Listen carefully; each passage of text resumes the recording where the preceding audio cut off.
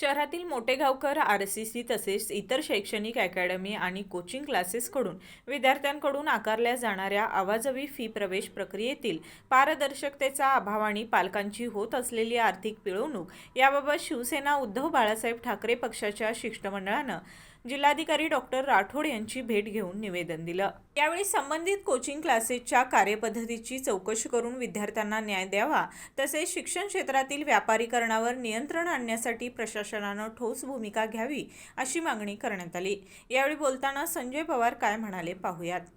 शिक्षण क्षेत्रामध्ये सुद्धा आता माफिया राजचं आता आगमन झालेलं आहे। माटेगावकर आरसीसी क्लास हे एक हिमनगाचं टोक आहे आणि त्यामुळं ह्या महाराष्ट्रासह देशाभरात जे काही आता कोचिंग क्लासेस निघाले आहेत, अकॅडमी निघाले आहेत, ह्याची चौकशी होणं गरजेचं आहे।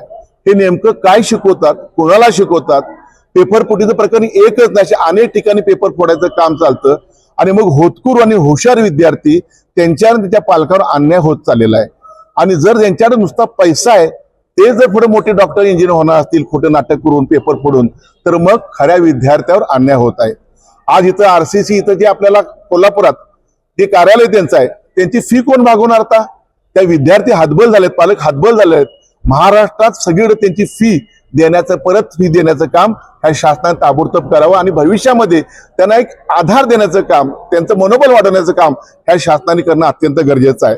मी विनंती करीन मुख्यमंत्री साहेबांना, साहेब हीच संधी आहे, पंतप्रधानांना मी आणि धर्मेंद्र साहेबांना हीच विनंती करतो, मला हीच संधी आहे, माफिया राज्य महाराष्ट्रात आणि देशभरात चाललेला आहे ते उघडून टाका आणि इथला चाललेला कारभार, शैक्षणिक कारभार जो घाणेरडा झालेला आहे, तो महाराष्ट्र बदनाम झालाय, तो थांबवण्याचा प्रामाणिक प्रयत्न करा।